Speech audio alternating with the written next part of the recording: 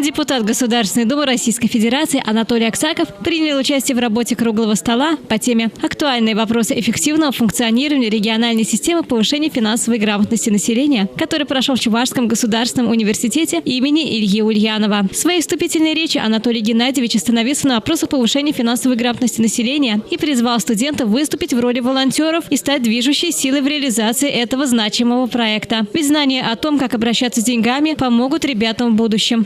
Связанные с повышением финансовой грамотности, мы максимально собираемся и реализовываем в Чувашской республике. Многое сделано по многим направлениям. Мы работаем в школах, есть такие опорные школы, классы, где экономика, финансы изучаются более углубленно. При моей поддержке, активном участии в эти школы были завезены учебники в большом количестве, причем учебники по финансовой грамотности.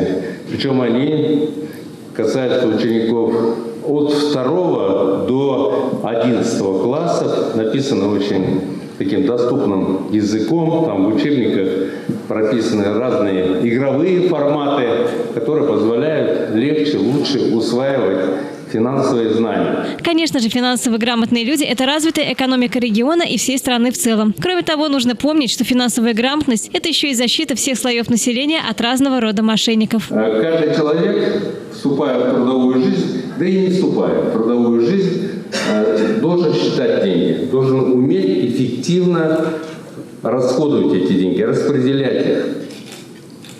А для этого надо понимать мир финансов, как они работают. Можно деньги потратить и потерять их.